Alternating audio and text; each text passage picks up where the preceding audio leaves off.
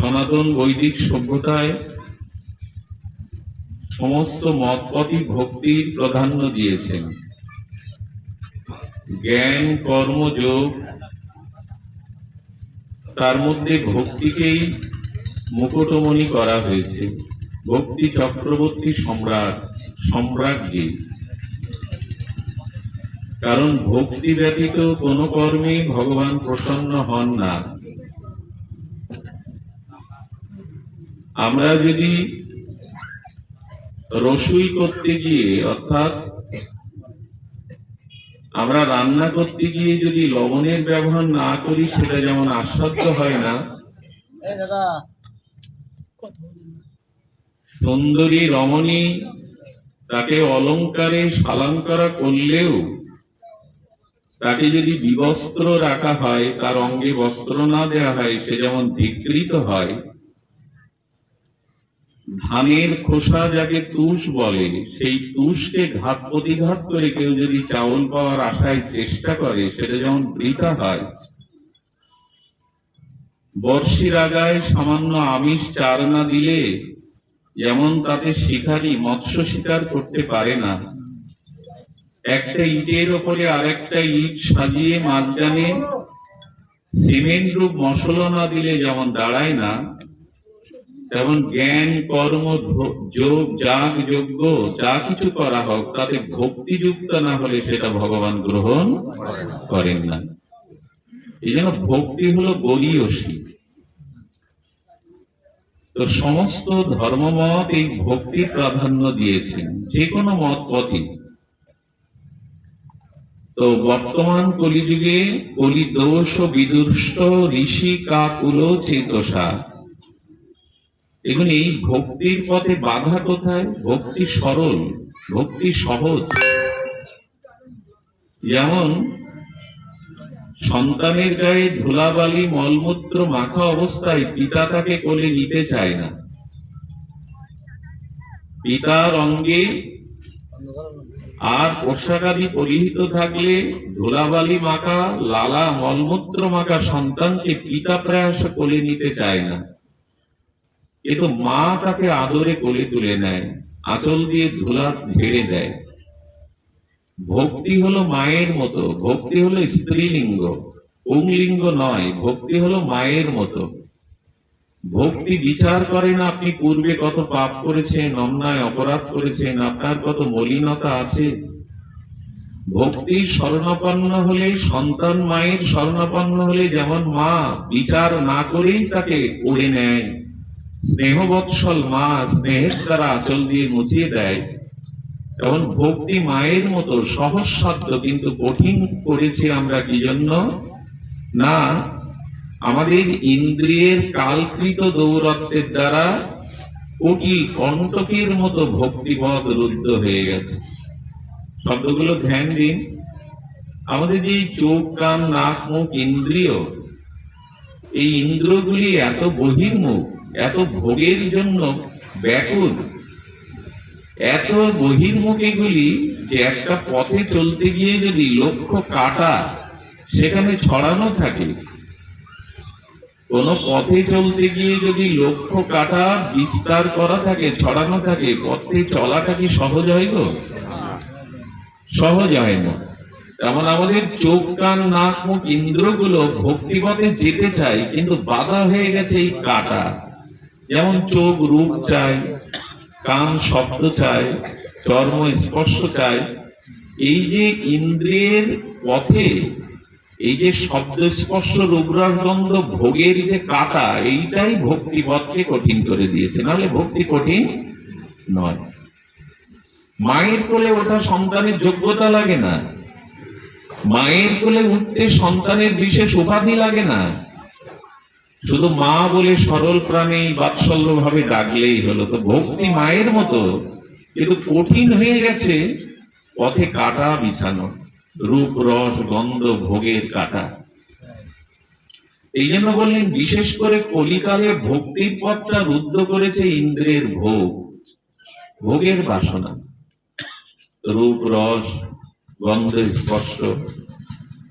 আর দেখুন, এই যে পথে বাধা, এই পথে বাধা দেখে এর নিরুপায়ের জন্য, এর একটা উপায়ের জন্য ভগবানের চিত্তে করুণা এলো।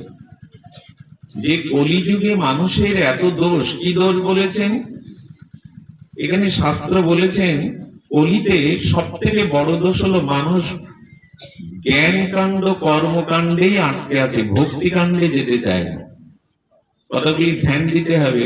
জ্ঞান কাণ্ড কাকে বলে না, বৈদিক কর্মকাণ্ড বা জ্ঞান কাণ্ড কেমন? কর্মকাণ্ড হলো যে কাজ করলে ইহকালে আমার ফল হবে, পরকালে আমি স্বর্গ পাবো। অর্থাৎ নিজের ইহকাল পরকালের সুখের জন্য ভগবানকে সামনে রেখে, দেবদেবীকে সামনে রেখে নিজ সুখ পূরণের জন্য যে ক্রিয়া, তাকে বলে কর্মকাণ্ড। বোঝা যায় কি? ভগবান বা দেবদেবীকে সামনে রেখে আমি ইহকালে ধন পাবো, সুন্দরী রমণী পাবো, পদ প্রতিষ্ঠা পাবো, যশ খ্যাতি পাবো, আর মৃত্যুর পরে যেন নরকে না যেতে হয়, স্বর্গে ভোগ করতে পারবো, এই হেতু যে যাগ যজ্ঞ পূজা পার্বণ সকামনা বশে করা হয়, এরই নাম কর্ম কাণ্ড। এতে কি থাকে? এতে ধর্ম অর্থ কাম্যের প্রলোভন থাকে, সেগুলি নিজের সুখের জন্য, একটাও ভগবানের সুখের জন্য। আচ্ছা, আমি সুন্দরী রমণী চাই, অর্থ চাই, যশ খ্যাতি চাই, পদ প্রতিষ্ঠা চাই, সুখ খ্যাতি চাই, পরকালে স্বর্গ চাই, এগুলি কি কোনোটাই ভগবানের সুখের জন্য না নিজের সুখের জন্য? নিজের সুখের জন্য যে চেষ্টা, তাকে কাম বলে, তাকে প্রেম বা ভক্তি বলে না। নিজের সুখে যারা সুখী হতে চায়, নিজের সুখের জন্য যারা চেষ্টা করে, তাকে বলে সকাম কর্ম। এই কর্ম জীবের অত্যান্তিক কল্যাণ বা মঙ্গল আনতে পারে না। এই জন্য নৈমিষারণ্যে হাজার হাজার বছর ধরে হাজার ঋষিরা যজ্ঞ করছিলেন। এই হোম যজ্ঞে আহুতি দিতে দিতে হোমের অগ্নিতে দেহ তামাটে হয়ে গেছে, হোমের ছাই এসে এসে চুলগুলো জটা পড়ে গেছে। তারা হাজার হাজার বছর যজ্ঞ করছে। যখন সুখদেব গোস্বামী এলো, তখন বললেন, মুনিবার, ভগবানের অশেষ বিশেষ কৃপায় আপনি আমাদের এই যজ্ঞ ভূমিতে এসেছেন, তপস্যা ভূমিতে। আমরা যজ্ঞ করতে করতে হৃদয়টা শুষ্ক হয়ে গেছে, তামাটে হয়ে গেছে শরীর, চুলগুলো জটা পড়ে গেছে। আপনি আপনার হরিকথারূপ ভক্তি যজ্ঞের দ্বারা, একটু বৃষ্টির দ্বারা আমাদের শীতল করুন। আপনি হরি কথা বলুন। হাজার বছর যজ্ঞ করে আমরা যেটা পাইনি, আপনার মুখের শ্রী হরিকথামৃতে আমরা হৃদয়কে শীতল করতে চাই। দেখুন, নিজের স্বার্থ, নিজের সুখের জন্য যা করা হয়, তাতে মনের পুরোপুরি সন্তোষ আসে। মনের যে মানসিক শান্তি, এটা আসে না যখন নিজের স্বার্থের জন্য কিছু করা হয়। নিজের স্বার্থ জলাঞ্জলি দিয়ে যেমন অপরের কল্যাণের জন্য কিছু করা হয়, তাতেই মনের সন্তোষ বা শান্তি আসে। সে 5 জনের জন্য ঘরে ভালো মন্দ রান্না করে ঘরে দুয়ার দিয়ে কবজি ডুবিয়ে খেলেন, এতে যে আনন্দটা, আর ওই 5 জনের নিজেদের জন্য রান্নাটা, যখন 5 জন অতিথিকে আর নিজে হাতে সেবা করিয়ে দেখবেন, নিজে খাওয়ার থেকে অন্যকে সেবা করানোর মধ্যে কতটা আনন্দ। তো কর্মকাণ্ডটা হলো নিজের সুখের জন্য যা কিছু, পুত্র চাই, ধন চাই, রাজা হতে চাই, মান চাই, মৃত্যুর পরে যেন স্বর্গ পায়, এইটাই নাম কর্মকাণ্ড। আর জ্ঞান কাণ্ড কাকে বলে? জ্ঞান কাণ্ডে অনেকেই আছে যে ঈশ্বর নিরাকার, তার গুণ নেই, লীলা নেই, তিনি মানুষের শরীর ধারণ করে জগতে আসেন না, তিনি নিরাকার। যেমন যোগীরা, জ্ঞানীরা নির্বিশেষবাদীর উপাসনা করে, তো তারা মনে করে জগৎ মিথ্যা, ঈশ্বর সত্য। আর তারা মনে করে যে ঈশ্বরের লীলা নেই, ঈশ্বরের অবতার নেই, ঈশ্বর মনুষ্যতনু ধারণ করে জগতে লীলা করেন না। তাদের কাছে শুষ্ক একটা বিষয়। তারা কি পায়? তারা জ্ঞান যোগের দ্বারা, ধ্যানের যোগের দ্বারা, যোগ অবলম্বন করে অষ্টাঙ্গ যোগের দ্বারা আর জ্ঞান তপস্যার দ্বারা তারা ঈশ্বরে লীন হয়ে যায়। কিন্তু ভক্ত বলছেন, নরকে যাওয়াও ভালো, কিন্তু ঈশ্বরের সাথে লীন হয়ে যাওয়াটা আনন্দের। আনন্দ মানে কি? জন্ম থাকলো না, মৃত্যু থাকলো না, কর্মফল থাকলো না, জড়াব্যাধি থাকলো না, ঈশ্বরের সাথে লীন হয়ে গেল। এতে কি হলো? এতে ভগবানের সেবা, ভগবানের ভজন, ভক্ত আর ভগবান তত্ত্ব, সেব্য আর সেবক তত্ত্ব থাকলো না। এক কথায় চিনি হয়ে যাওয়াটা সার্থকতা না, চিনি খাওয়াটাই সার্থক। চিনি হয়ে কি হবে? চিনি যদি আস্বাদন করা যায়, খাওয়া যায়, সেখানেই চিনি সার্থকতা। ঈশ্বরের সাথে যদি লীন হলাম তো ভজন নাই, সাধন নাই, মিলে গেলাম। এই জন্য স্বামী বিবেকানন্দ বলেছিলেন, আমি বৃষ্টির একটা বিন্দু হয়ে সমুদ্রে পড়তে চাই না, কারণ সমুদ্রের জলে তো জল মিশে যাবে। আমি একটা শীতল বারি বিন্দু হয়ে এই পৃথিবীর তপ্ত একটা বালুকণার পরে পড়ে সেই তপ্ত বালুকণাকে শীতল করতে চাই, এটাই আমার সার্থকতা। মুক্তি, নিজের মুক্তি পেয়ে জন্ম মৃত্যু এড়িয়ে কি হবে? আমি যদি অপরের কল্যাণ, জগৎ জীবের মঙ্গল, ঈশ্বরকে আনন্দ না দিতে পারি সেবার দ্বারা, এই হলো জ্ঞান কাণ্ড। ঠাকুর মশাই বলেছেন, জ্ঞান কাণ্ড কর্মকাণ্ড কেবলই বিষের ভাণ্ড, অমৃত বলিয়া যে বা খায়। এগুলো অমৃত মনে করে খায়, কিন্তু এগুলো জ্ঞান কাণ্ড কর্মকাণ্ড বিষের ভাণ্ড। তো কলিযুগে বিশেষ ভাবে জ্ঞান কাণ্ড কর্মকাণ্ডেরই প্রচার বেশি। আর কি আছে জানেন? আর আছে শুষ্ক জ্ঞান। শুষ্ক জ্ঞান কেমন জানেন? এখন আমরা সবাই পণ্ডিত, সবাই জ্ঞানী হতে চায়। জ্ঞানীরা এক জায়গায় বসে আলোচনা করছে, দুপুর থেকে করতে করতে সন্ধ্যা হয়ে গেছে। জ্ঞানীরা বলছে সন্ধ্যা নেমে গেছে, আধার এসে গেছে, প্রদীপ জ্বালানো দরকার, দীপ জ্বালানো দরকার, বাল্ব জ্বালানো দরকার। এখন বসে বসে ওরা সারা রাত যদি প্রদীপ জ্বালানো দরকার এই পাণ্ডিত্য ফলায়, মুখে মুখে আলো জ্বলবে তো? ওইখানে অন্ধকার দূর হবে তো? কলিযুগের মানুষ বিশেষত শুষ্ক তর্ক নিয়ে, ভগবান কি রূপ, ভগবান আছে তার প্রমাণ করো। একজন আমাকে বলছেন, আপনারা এত কথা বলেন তো ভগবান আছে এটা প্রমাণ করুন, এটা বিজ্ঞানের যুগ। বললাম, তুমি কখনো স্বপ্ন দেখো? বলে হ্যাঁ, রাতে অনেক স্বপ্ন দেখি। বলি, স্বপ্নটা আমাকে দেখাও, আমি তোমার ঈশ্বর দেখাবো। তুমি যে স্বপ্নটা দেখেছো ওইটা আমাকে দেখাও, আমি তোমাকে ঈশ্বর। স্বপ্ন দেখানো যায় অন্যকে? ঈশ্বর হলো উপলব্ধির বস্তু, অন্যকে কি দেখাবার বস্তু? আপনি ভজন করুন, সাধন করুন, আপনি উপলব্ধি করুন, তখন বুঝবেন। বাতাস দেখা যায় না বলে বাতাসের উপলব্ধি নেই। বাতাস দেখা যায় না বলে আপনি বলে দিবেন যে বাতাস নাই। বাতাসকে উপলব্ধি করুন। তখন ভগবানকে অনুভব করতে গেলে উপলব্ধি চাই। কিন্তু শুষ্ক তর্ক, ঈশ্বর কেমন, তার মানে এই পর্যন্ত কেউ ঈশ্বরকে দেখেছে? শুষ্ক তর্ক। আর একটার সাথে আছে কুতর্ক। শুষ্ক তর্কের সাথে সাথে আছে কি তর্ক? কুতর্ক। মানুষ এখন কুতর্কেই ব্যস্ত। এই কুতর্কের গর্তে যারা পড়ে তাদের ওঠা সম্ভব নয়। তারা ওই গর্তে পড়েই ওইখানে আর অবরুদ্ধ হয়ে থাকবে। এই জন্য কুতর্কে গর্তে পড়তে যাবেন না। ভগবান পাওয়ার উপায় হলো সরলতা, ভগবান পাওয়ার উপায় হলো শ্রদ্ধা, বিশ্বাস। এগুলি না থাকলে শুধু শুষ্ক তর্কের দ্বারা পৃথিবীতে হৃদয়কে সব থেকে কঠোর করে দেয় তর্ক, কুতর্ক। কুতর্ক করলে দেখবে হৃদয়টা শুষ্ক হয়ে যায়, মরুসম হয়ে যায়, মরুভূমির মতো হয়ে যায়। এই জন্য শাস্ত্রে বলছে তর্কের দ্বারা আজ পর্যন্ত কোনো মীমাংসা আসেনি। তাই কুতর্ক করে লাভ কি? ওইটুকু সময় বিশ্বাস, শ্রদ্ধার সহিত ভগবানকে স্মরণ করো। তো তারপরে বাক বিতণ্ডা। মানুষ কেউ কারো কথা এখন মেনে নিতে পারে না। যেটা তার মতের বিরুদ্ধে যাবে, যেটা তার স্বভাবের বিরুদ্ধে যাবে, তার বৃত্তির বিপক্ষে যখন কেউ কথা বলবে তখন সে বাক বিতণ্ডা শুরু করে দেবে। কোথায় পেয়েছেন এ কথা? কোথায় আপনি পেয়েছেন? প্রমাণ করুন, কোন শাস্ত্রে আছে? অর্থাৎ তার স্বভাবের সাথে যে কথাটা মিলবে না, তার বৃত্তির সাথে যে কথাটা মিলবে না, মিল খাবে না, সে কথা সে নিতে চাইবে না। সেখানেই সে বাক বিতণ্ডা শুরু করবে। আর কি বলেছেন? ফল্গু বৈরাগ্য কোটি কণ্টকের দ্বারা প্রায় রুদ্ধ। ফল্গু নদীতে যারা গেছেন গয়ায় পিণ্ডদানে, দেখবেন ওপরে নদীর চিহ্ন আছে, লেখা আছে, কিন্তু জল নাই, ভেতরে জল। তেমনি আমাদের ভেতরে কপটতা রেখে আমরা বাইরে যতই ভক্তির কথা বলি, ভক্তির আনুষঙ্গ চর্চা করি ভক্তি প্রাপ্ত হবে না। তাই জন্য এই রূপ দশা দেখে এই অবস্থায় মহাপ্রভুর মনে চিন্তা এলো, কলির জীবের এই দুর্দশা, জ্ঞান কাণ্ড, কর্মকাণ্ড, কুতর্ক আর এদের বাগ বিতণ্ডা, এর মধ্যে মহাপ্রভু অর্থাৎ ভগবান চিন্তা করলেন কলিজীবকে করুণায় অবতীর্ণ হতে হবে।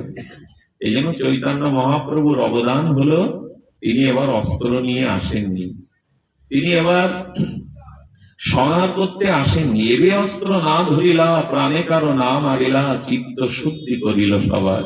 এই কথাটা বড় মার্মিক কথা। আমাদের চিত্ত বড় অশুদ্ধ। চিত্ত অশুদ্ধ হয় কামনা বাসনার দ্বারা। চিত্ত অশুদ্ধ হয় কিসের দ্বারা? ভোগ বাসনা, কামনা বাসনার দ্বারা। এই জন্য আমাদের চিত্ত বড় অশুদ্ধ। আমরা নিষ্কাম ভাবে কিছু ভাবতে পারি না। ঈশ্বরের কল্যাণ, ঈশ্বরের আনন্দ বা সুখের জন্য কিছু করতে পারি না। হনুমান বিভীষণকে পরিচয় করিয়ে দিল রামের সাথে। রঘুপতি রাম বিভীষণকে লঙ্কার রাজা করে দিল। আচ্ছা, সুগ্রীবের দুঃখ দূর করে রাজ্য ফিরিয়ে দিল হনুমানই। তো সুগ্রীব রাজ্য পেল, কিষ্কিন্ধার রাজ্য পেল, স্ত্রী পেল। কিন্তু হনুমান কখনো দেখেছেন কোন রাজ্য, কোন মন্ত্রিত্ব পদ চেয়েছেন প্রভুর কাছে? প্রভু বলছে, হনুমান সুগ্রীবের সাথে পরিচয় তুমি করিয়ে দিলে, সুগ্রীব এখন কিষ্কিন্ধার রাজা। বিভীষণকে আমার কাছে আনলে, সে লঙ্কার রাজা। অথচ সারাটা জীবন তুমি আমার কাছে কিছু চাওনি, কোন মন্ত্রিত্ব, কোন পদ। হনুমান বলল, প্রভু চাওয়া একটা আছে আমার। সেই চাওয়াটা হলো আমি সারা জীবন আপনার রাতুল চরণকে সেবা করতে চাই। এই ভিন্ন আমি জগতে আর কিছু চাই না। তো হনুমানের এই যে শুদ্ধ সরলতা, এটা আজ আমাদের, আমরা কোনো কিছু করলে একটা দাবি করে বসি। বর্তমান সমাজে সব থেকে ভয়ানক অবস্থা হয়েছে অধিকার ফলানো। অধিকার শব্দের অর্থ কি? দেখুন, যোগ্যতা নিরূপণে, যোগ্যতা নিরূপণে যথাযথ যোগ্যতার কর্মের দ্বারা যে প্রাপ্তি আসে তার নাম অধিকার। আবার বলি, যোগ্যতার মাপকাঠিতে, যোগ্যতার পরিমাণে যেরূপ কর্ম করা হয়, সেই কর্মের দ্বারা, সেই যোগ্যতা বা কর্মের দ্বারা যেটি প্রাপ্ত হয় তার নাম অধিকার। আজ মানুষ যোগ্যতা অর্জন করবে না, অথচ অধিকার দাবি করছে। স্ত্রীকে কিভাবে পালন করতে হয়, স্ত্রীর প্রতি কিভাবে কর্তব্য পালন করতে হয়, এই কর্তব্য না করে দাবি করছে আমি স্বামী, আমার আদেশ তোমাকে মানতে হবে। যোগ্যতা না থাকলে বা যোগ্যতা নিরূপণে কর্ম না করলে অধিকার ফলানোর জন্য আজ পৃথিবীর এই দুরদশা। আপনারা জানেন, রাশিয়া অধিকার ফলাচ্ছে, আমেরিকা অধিকার ফলাচ্ছে, তাতে পৃথিবী তৃতীয় বিশ্বযুদ্ধের সম্মুখীন। অধিকার ফলানো। বিশ্ব শান্তি কি করে হবে? ওদিকে লক্ষ্য নেই। কি হচ্ছে? অধিকার। অর্থাৎ আমি কর্ম করছি না, যোগ্যতা অর্জন করছি না, অথচ ক্ষমতার বলে অধিকার। সব জায়গায় এই সমস্যাটা প্রভাব, সে সংসারে হোক, সমাজে হোক, রাজনীতিতে হোক, আর আমাদের ধর্ম জগতেও হোক। আমি বড় গুরু, আমার 1000 শিষ্য আছে, আমি মঠের অধ্যক্ষ। যোগ্যতা না থেকে যদি অধিকার দাবি করা হয়, তখনই সমাজ বিশৃঙ্খলা হয়। বর্তমান সময়ে দৈন্য নেই, দীনতা নেই, কেউ পিছনে পড়তে চায় না, কেউ দৈন্যের সাথে থাকতে চায় না, অধিকার ফলায়। বিদ্যাসাগর মহাশয়ের একটা কথা মনে পড়ে গেল। ট্রেনে যাচ্ছেন, ট্রেনের খিড়কি জানলা দিয়ে একটা কিশোর ছেলে ভিখারি হাত বাড়িয়েছে, 1 টাকা দিবেন বাবু? সত্য ঘটনা শুনুন, যে অধিকার কাকে বলে, অধিকার কিভাবে অর্জন করতে হয় যোগ্যতার দ্বারা। বললেন, 1 টাকা আমি তোমায় দেব, কি করবে? বললেন, মায়ের অসুখ, 8 আনা ওষুধ কিনবো, আর 8 আনা দিয়ে বাড়িতে খাদ্য নেই, মায়ের জন্য আমার জন্য কিছু খাদ্য কিনে নিয়ে যাও। বললেন, আমি যদি তোমাকে 2 টাকা দেই, কি করবে? বললেন, 8 আনার ওষুধ, 8 আনার খাদ্য কিনে নিয়ে 1 টাকা কালকের জন্য সঞ্চয়ে রাখবো। বলে, আমি যদি তোমায় 4 টাকা দিই? বললেন, তাহলে আমি কি করবো? ওই 8 আনার ঔষধ, 8 আনার খাদ্য কিনে আর 3 টাকা দিয়ে কোনো জিনিস কিনে ফেরি করবো রেল স্টেশনে, যার দ্বারা কিছু যদি উদ্বৃত্ত হয়। বিদ্যাসাগর দেখলেন সাধারণ ছেলে নয়, তার কাছে 5 টাকা দিলেন। সেখান থেকে 10 বছর পর ওই স্টেশনে বিদ্যাসাগরে আসতেন যখন, একটা দোকান থেকে যুবক বেরিয়ে ওনাকে প্রণাম করছে, চোখে জল। আমাকে চিনতে পারছেন? যাকে আপনি সেই 5 টাকা দিয়েছিলেন, আমি সেই কিশোর, ভিখারি কিশোর, আজ আমার দোকানে এই 10 জন কর্মচারী, আপনার ওই 5 টাকায় ফেরি করতে করতে আজ আমি এত বড় হয়েছি। এই হলো অধিকার। আগে যোগ্যতা, আগে কর্মের দ্বারা আপনি আপনার যোগ্যতাকে যথাযথ ব্যবহার করুন, তখন অধিকার আপনাকে দাবি করতে হবে না। কিন্তু আজকে অধিকার দাবি করেই নেওয়া হয়। কিছু অপরাধ নেবেন না, সংসারে, সমাজে, ধর্ম, আধ্যাত্মিক জগতে এই অধিকারের ঠেলায় আজকে সব শেষ। আমাকে পদ না দিলে, আমার পদ প্রতিষ্ঠা না হলে আমি আর এর মধ্যে নেই। ফুলের মধু হলে মৌমাছিকে, ভ্রমরকে নিমন্ত্রণ করে রাখতে হয়? হয় না। এই জন্য আপনি যোগ্যতা অর্জন করুন, কর্মের দ্বারা আপনি যোগ্যতার বিকাশ করুন, তখন অধিকার আপনাকে প্রকৃতি দিয়ে দেবে, প্রকৃতি আপনাকে আপনার অধিকারে বসাবে। এই জন্য বর্তমান যুগের মানুষ যোগ্যতা নিরূপণ না করে প্রায়শ তারা অধিকার দাবি করছে। এগুলো সব যুগ সমস্যা, বর্তমান যুগের সব থেকে সমস্যা এইগুলি। এই জন্য মহাপ্রভু এলেন যে তুমি যদি কৃপা না করো প্রভু, কৃষক বীজ বপন করতে পারে, জমি চাষ দিতে পারে, কিন্তু বৃষ্টি হওয়াটা আকাশের উপরে নির্ভরশীল, ওটা আমার উপরে নয়। প্রভু, আমরা যে ভক্তির বীজ বপন করব, আমাদের হৃদয়ে শুষ্ক, আমাদের হৃদয়ে পবিত্রতা নেই, তাই কৃপা করে তুমি করুণা ধারায় নেমে এসো। শ্রীকৃষ্ণ চৈতন্য মহাপ্রভু সেই করুণায় অবতার হয়ে নেমে এলেন। আমাদের যোগ্যতা দেখলেন না, আমরা কি পাত্র অপাত্র দেখলেন না, আমাদের কি দেওয়া উচিত না দেওয়া উচিত বিবেচনা না করে, বন্যা এলে যেমন নালার জল, খাল বিলের জল, নদীর জল একাকার হয়ে যায়, তেমনি মহাপ্রভুর প্রেম বন্যায় সবাইকে মহাপ্রভু এক করে দিলেন, সবাইকে এক করে দিলেন। উঁচু নিচু ভেদ রাখলেন না, পাত্র অপাত্র বিবেচনা করলেন না, সবাইকে দিলেন। কি দিলেন? সেটা হলো হরিনাম। আমি ভীষণ অসুস্থ, আজকে আসবার মতো নয়, কিন্তু মানুষ নিমন্ত্রণ বা প্রচার করলে তারা অপমানিত হয় যদি না আসা হয়। অনেকেই বলে আপনি বেডে শুয়ে আপনি অন্তত মানে কি বলে, রুগী নিয়ে যায় কিসে, অ্যাম্বুলেন্সে। অনেক জায়গায় এরকম বলে, দাদা অসুস্থ কিন্তু অ্যাম্বুলেন্সে এসে একটু মুখটা দেখিয়ে যান। এই ক্ষমা হয় না, কারণ তারা প্রচার করে, আশা করে। আমি একটা অসুস্থ বাচ্চাকে সাতটা দেখি, নিজেও সারাদিন ভীষণ অসুস্থ। যদি বলেন এটা তোমার আবার সেই বুদ্ধির কথা নয়। আজ পয়লা বৈশাখ, আমাদের নতুন একটা বছর শুরু হলো বঙ্গাব্দের 1431-এর। আমি আপনাদের নিবেদন করব, এই কুতর্ক, অধিকার, এগুলিকে দূরে রেখে আসুন, আমরা মহাপ্রভুর আদর্শটাকে গ্রহণ করি। মহাপ্রভুর আদর্শ কি? মহাপ্রভুর আদর্শ হলো একটাই, কি বলেছেন? দৈন্য দয়া, অন্যে মান, প্রতিষ্ঠা বর্জন, চারি গুণ গুণী হইয়া করহ কীর্তন। দেখুন, কীর্তনটাকে আগে বলছেন। এখন আমরা হরিবোল জোগাড় করবার জন্য যদি বলি এক কৃষ্ণ নামে সমস্ত পাপ চলে যাবে, আর একবার কৃষ্ণ বললে প্রেম হবে, কথাটা সত্য। হরি হরি ধ্বনি আদায় করে নিলাম, হরিনাম ছাড়া কলিজীবের গতি নাই। কিন্তু মহাপ্রভু বললেন হরিনাম তো হচ্ছে, যাগযজ্ঞ তো হচ্ছে, ফলটা কি হচ্ছে? সমাজের পরিবর্তন, মানবিকতার পরিবর্তন, মনুষ্যত্বের পরিবর্তন কি হচ্ছে? হচ্ছে না কেন? মহাপ্রভু সত্য জুড়ে দিয়েছেন, হরিনামে হবে। হরিনামের মধ্যে সকল সাধন মিশানো আছে। কলিযুগে হরিনাম ছাড়া গতির অন্যতা। কিন্তু তার আগে 4টে জিনিস তোমাকে পালন করতে হবে। কি? দৈন্য। তুমি যে হরিনাম করবে, নিজেকে উদ্ধার করবে, ভগবত প্রেম লাভ করবে, জীবের কল্যাণ করবে, তোমার মধ্যে দৈন্যতা আছে। যদি অভিমান থাকে, অহংকার থাকে, বড়ত্ব থাকে, তাহলে নাম প্রচার তুমি করতে পারবে না। এই জন্য অবধূত নিত্যানন্দ, যার অংশে সমস্ত অবতারগণ, সেই সংকার্ষণ মূল অংশী নিত্যানন্দ জগাই মাদায়ের মতো মদ খাওয়া মাতাল, গাল দিয়ে মদের গন্ধ বেরোচ্ছে, নারী অত্যাচার, ঘরে লুণ্ঠন, অগ্নিসংযোগ, এমন কোন আততায়ীর কাজ নেই করেনি। সেই জগাই মাদায়ের হাতে আঘাত পেয়ে রক্ত ঝরিয়ে তাকে বুক দিয়ে প্রেম দিচ্ছেন নিত্যানন্দ। এই ঘটনা কোথায় হয়েছে? কৃষ্ণ ভগবান বৃন্দাবনের লতা পাতাকে প্রেম দিয়েছেন, কিন্তু বনের বাঘকেও প্রেম দিয়েছেন মহাপ্রভু। সর্বগুলি বাঘগুলিকে কৃষ্ণ বলে নাচিয়েছেন ঝাড়খণ্ড জঙ্গলে। এই জন্য বললেন তোমার ভিতরে দৈন্য আনো, বৃষ্টির জলগুলো গড়িয়ে গড়িয়ে যেখানে পুষ্করণী গর্ত সেখানেই যাবে।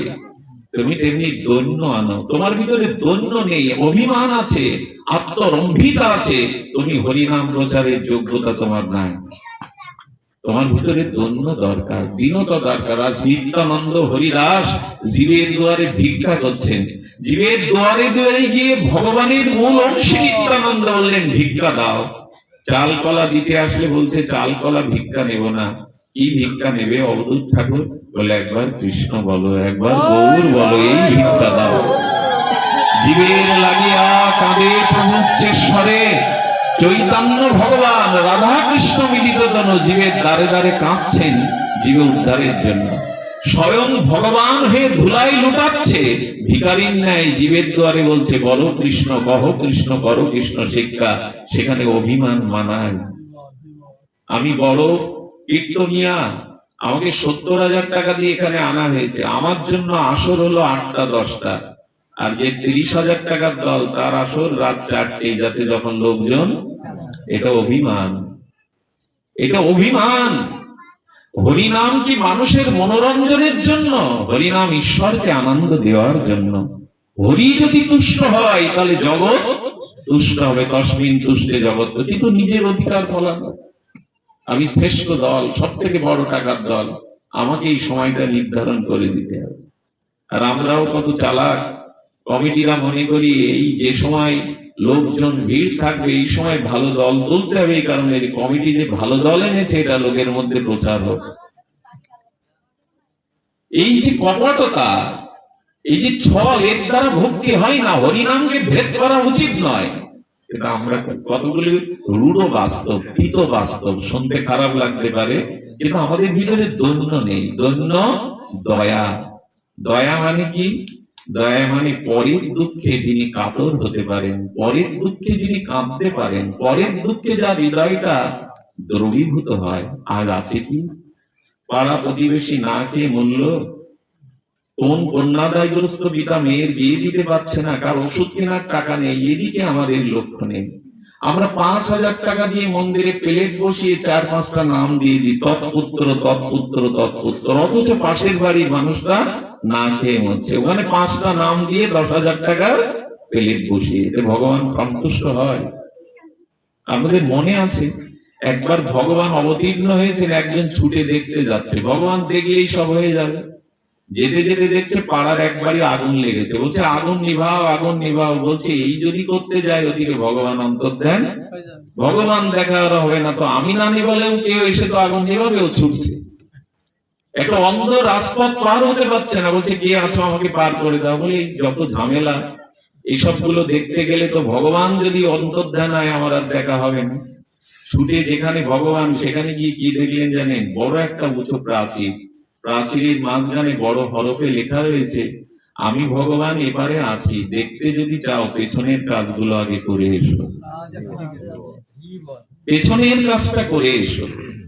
তো আমাদের দয়া নেই। দয়া মানে অন্যের দুঃখে চোখে জল আসা, অন্যের দুঃখে হৃদয় বিগলিত হয়। আজ তো মহাপ্রভু বলছেন হরিনাম করার আগে এই 4টি গুণ অর্জন করো। দৈন্য, দয়া।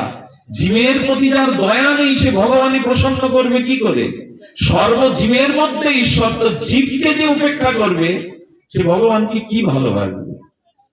এই জন্য পাড়া প্রতিবেশী, সনাতন ধর্মে বলা আছে মুখে অন্ন দেওয়ার সময় দেখতে হয় চারিদিকে কেউ অভুক্ত প্রাণী আছে কিনা।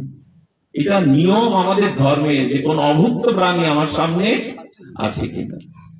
এই জন্য দৈন্যের সাথে দয়া। জীবের দুঃখে যার হৃদয় দ্রবীভূত হয় না, আদৌ সে সাধু নয়।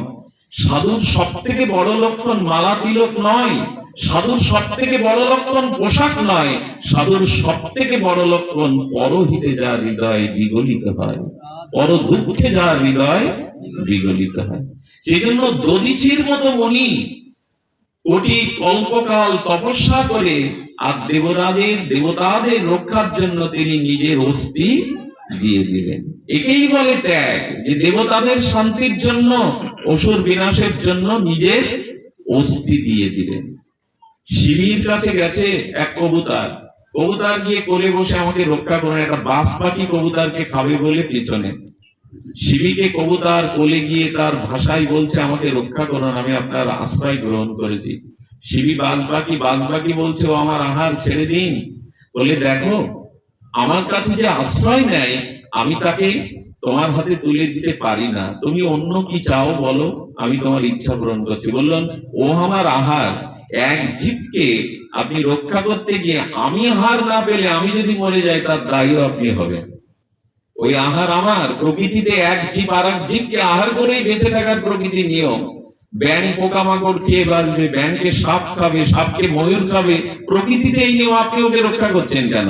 বললেন, না তুমি বলো ওর জন্য যতটা মাংস দরকার আমি দিয়ে দিচ্ছি, যদি বলো আমার অঙ্গ থেকে মাংস দেওয়ার দরকার আমি দিচ্ছি। তো সেই কবুতরকে এক পাশে রেখে নিজের বুকের মাংস কেটে দিতে শুরু করলেন, কিন্তু দাঁড়িয়ে আর ওঠে না। আসলে বাজ পাখি না, শিবিকে পরীক্ষা করতে এসেছিলেন জীবের প্রতি ওনার দয়ার ভাব কেমন। সেই বাজ পাখি রূপী ধর্ম প্রকাশ হয়ে বললেন, ধন্য শিবি, তুমি একটা কবুতর আশ্রিতকে রক্ষার জন্য নিজের হৃৎপিণ্ড পর্যন্ত গায়ের মাংস তুলে দিতে তুমি উদ্যত হয়েছে। এই হলো সাধু। পর দুঃখে যার হৃদয় কাতর হয় না, সে কিসের সাধু? বাইরের ব্যবহারিক পোশাকে সাধুত্ব নিরূপণ হয় না, সাধু হয় চরিত্রে, সাধু হয় ব্যবহারে।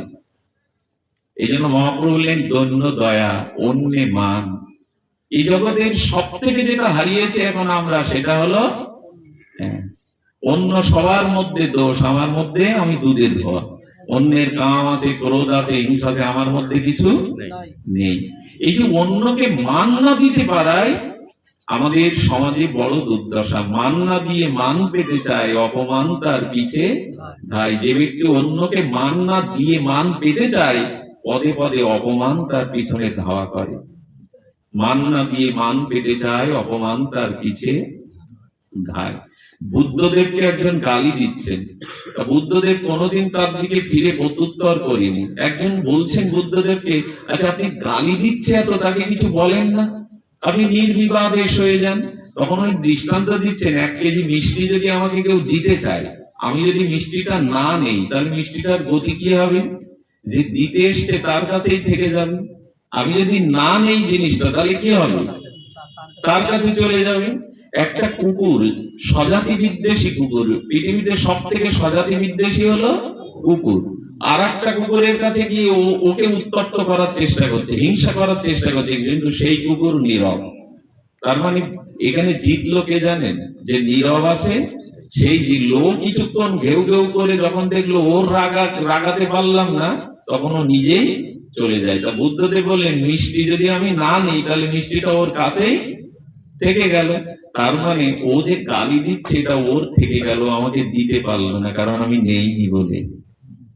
আমি নেইনি বলে। এই জন্য শাস্ত্রে বলছে, অন্যকে মান দিতে শিখুন। প্রত্যেকটি প্রাণীর মধ্যে ঈশ্বর আছেন, এই ভেবে তাকে মান দিন। যদি দিতে চান তবে মান আপনাকে বরণ করে নেবে। মান না দিয়ে মান পাওয়ার একটা সংস্কৃতি চালু হয়েছে। গুরুজনদেরকে, শ্রেষ্ঠজনদেরকে এখন আমরা মান দিতে, পিতা মাতাকে তো বৃদ্ধ বলি, ব্যাকডেটেড বলি, হ্যাঁ, তাদের মাথা খারাপ বলি, পাগল বলি। এই তো সমাজে বৃদ্ধদের সম্মান কোথায়? আজ অন্ধ পিতামাতা, পরিত পিতামাতার সম্মান কোথায়, মর্যাদা কোথায়? ভগবানও যেখানে পিতামাতাকে নিত্য প্রণাম করেন, আমরা 80% লোক পিতামাতাকে প্রণাম করি না। তাই অন্যে মান আর প্রতিষ্ঠা বর্জন। প্রতিষ্ঠা মানে নিজের পদ প্রতিষ্ঠা চেয়েও না। ওই যে বললাম, যদি অধিকার অর্জন করতে চাও তাহলে যোগ্যতা বাড়াও। যোগ্যতা বাড়ালে তোমার মান আসবে। তাহলে কটা বলা হলো? দৈন্য দয়া, অন্যে মান আর প্রতিষ্ঠা বর্জন। নিজের ভিতরে যে বড়ত্ব ভাব, এইটা বর্জন করো। না, আমার ভিতরে এই যে বড়ত্ব, এই যে বিদ্যা, এই যে গুণ, এইগুলির অভিমান না রাখাই হলো। এই রেখে যদি নাম করতে পারো, তখনই বলছেন, দৈন্য দয়া, অন্যমান, প্রতিষ্ঠা বর্জন, 4 গুণ গুণী হইয়া করহ কীর্তন। যদি এইগুলো তুমি ত্যাগ করে কীর্তন অর্জন করে কীর্তন করতে পারো, তখনই নাম প্রভু তোমার সাড়া দেবে। ছোট্ট একটা নামের মহিমা বলি, বিশ্রাম করছি। সেটি হলো জনাবাইয়ের নাম শুনেছেন আপনারা। ইনি চরিত্রটা হলো আমাদের ভক্তমাল চরিত্রে। জনাবাই তার সুখ্যাতি হয়ে গেল যে সব সময় তিনি ভগবানের দিব্য নাম জপ করেন। তো আপনাদের ভক্ত কবিরের কথা মনে আছে, বিখ্যাত সন্ত ভক্ত কবির। কবির দেখতে গেছে সেই পল্লী গ্রামে জনাবাইকে, তিনি নাম নিষ্ঠতা, সারাদিন তিনি নাম করেন, অজপা নাম করেন। এই করতে করতে করতে করতে কবির সাহেব গিয়ে কি দেখছেন জানেন? দেখছে জনাবাই ঘুটে নিয়ে মারামারি করছে। মানে উনি ঘুটে দিয়েছিলেন, গ্রামের আর একজন মহিলা, সে একটু চালাক মহিলা, সে করেছে কি ওর ঘুটে গুলো ওর ঘুটের মধ্যে এনে মিশিয়ে দিয়েছে। আমার ঘুটে কি চেনা যায়? ঘুটে তো গোবরের ঘুটে গুলো সব একরকম। এখন জনাবাই এসে বলছেন আমার ঘুটে গুলো তুমি ওর মধ্যে নিয়েছো, ফিরিয়ে দাও। বললেন তোমার ঘুটে গুলো প্রমাণ করে নিয়ে যাও, ঘুটে তো সব একরকম, একই সাইজে। জনাবাই তাই নিয়ে, আমি এই দিয়ে গোবিন্দকে সেবা দেই, এই দিয়ে দুটো অন্ন পাই, তুমি চুরি করে কেন মিশিয়ে দিলে? আমারটা ফিরিয়ে দাও। ভক্ত কবির গিয়ে বলছে যে ঘুটে নিয়ে মারামারি করে সে ভক্ত হতে পারে? কাকে দেখতে এসছি আমি? আরে ঘুটে নিয়ে যে মারামারি করে সে নাম ভক্ত কি করে, সে ভগবত ভক্ত কি করে? ফিরে যাচ্ছে। বলে যাওয়ার আগে একটু জিজ্ঞাসা করি না উনি ঘুটে নিয়ে মারামারি করছেন কেন? বললেন জনাবাই আপনি যে ঘুটে নিয়ে মারামারি করছেন কেন? ভক্তের তো এই স্বভাব না। বলে দেখো, আচ্ছা তোমাকে যদি বলি তোমার ঘুটে গুলো যদি এর মধ্যে থাকবে তুমি চিনে নিতে পারবে? বলে অবশ্যই পারবো। বলে কি করে পারবে? একই রকম তো, সবগুলি তো গোবরে। বলে কবিরকে ডেকে বলছেন আমার ঘুটি গুলোকে কান পাতলে তার মধ্যে হরি নামের ধ্বনি শোনা যাবে। ভক্ত কবির হেসে উঠেছে, তাই হয়? ঘুটের মধ্যে কখনো নাম ধ্বনি শোনা যায়? উনি গিয়ে ওর মধ্যে এক একটা ঘুটি কানে দিচ্ছেন। ভক্ত কবির লক্ষ্য করলেন, বিস্ময় প্রকাশ করলেন, অশ্রু ফেললেন, কিছু কিছু ঘুটের থেকে দিব্যি ভগবানের নাম ধ্বনিত হচ্ছে। জনাবাই বলছেন আমি নাম করতে করতেই ঘুটেগুলো দিতাম, নাম করতে করতেই নামের পরশ আছে ওর মধ্যে, পরশ পাথরের মতো নাম ওর মধ্যে ধ্বনিত হচ্ছে। একবার ভাবুন তো, একবার ভাবুন যে ভগবানের নাম এত দিব্য। সিদ্ধ গৌর কিশোর দাস বাবাজি এক ঝোপঝাড়ের মধ্যে, ইট কাঠের মধ্যে নাম করতেন। উনি অপ্রকট হওয়ার পরে ওনার এক শিষ্য ওখানে গিয়ে নাম করতে গিয়ে কি দেখলো জানেন? ইট গুলো থেকে, কাঠ গুলো থেকে হরিনাম ধ্বনিত হচ্ছে। অর্থাৎ সিদ্ধ মহাত্মার হরিনামের পরশে ওরাও চিন্ময় হয়ে গেছে, ওখান থেকেও নাম ভেসে আসে। তো শুধু ভক্তগণ, আমি শুধু হরিনাম যজ্ঞ 2 দিন 3 দিন অষ্টপ্রহর 24 প্রহর না, আসুন আমরা নিজেরা নাম গ্রহণ করি। ঘরে ঘরে করতাল বাজিয়ে, ঝাল বাজিয়ে সকাল সন্ধ্যা হরিনাম হোক। শুধু আসরে যেন না হয়। মহাপ্রভু ঘরে ঘরে হরিনামের কথা বলেছেন, আসরে হোক, কিন্তু এখান থেকে যেন আমরা হরিনামটা ঘরে নিয়ে যাই। আপনাদের কাছে ক্ষমা চাইতে হবে, তাও বড় জোরে গলে কাপড় দিয়ে। তো যেহেতু এটা অধিবাস দিন, অধিবাসের দিনে পাঠ হলে একটা সমস্যা কি, যারা অধিবাসের দল, আমি তাদের কাছে হাত জোর করে চরণে ক্ষমা চাইছি। ওনারা বসে রয়েছেন, কারণ গুরু বন্দনা গৌর আরতির একটা সময় তুলসীর আরতি নির্ধারণ করা আছে। আবার মহাপ্রভুকে সেবা দিয়ে 12টার মধ্যে বিশ্রামও দিতে হবে। আপনারা অধিবাসের অগ্রে একদিন আগে যদি পাঠের ব্যবস্থা করতে পারেন সেটা ভালো হয়। অধিবাসের কিছু নিয়ম নীতি আছে, সেটা লঙ্ঘন হলে অপরাধটা আমাদেরই হয়। তো ভালো থাকুন। আমি আমাদের ছোট্ট একটা বালককে ডাকছি 5 মিনিটের জন্য, এরপর নামের দলের বাবাজিদের কাছে ক্ষমা চাইছি, ওনারা যেন অপরাধ না নেন, ভাইয়ের মতো করে, সন্তানের মতো করে ক্ষমা করেন। এখন ওনারা অধিবাস কীর্তন করবেন। আমি আমাদের এক বাবুকে ডাকছি, সে সমাপনী 2-5 মিনিট আপনাদের সামনে দুটো কথা পরিবেশন করছে। আমি কমিটির কাছে আপনাদের সকলের চরণে বিনম্র ক্ষমা প্রার্থনা করে আপনাদের কাছে দয়া করে বিদায় চাইছি। যদি মহাপ্রভু কৃপা করে আবারও কোনোদিন এমনি করে আপনাদের মাঝে মিলিত হব। আমাদের গোপালজি অপূর্ব কথা বলে, আমিও মাঝে মাঝে ওর কাছে হেরে যাই, ওর কথা, ওর বাণীর কাছে। একটু মন দিয়ে শুনুন তার দুটি কথা। জয় রাধা।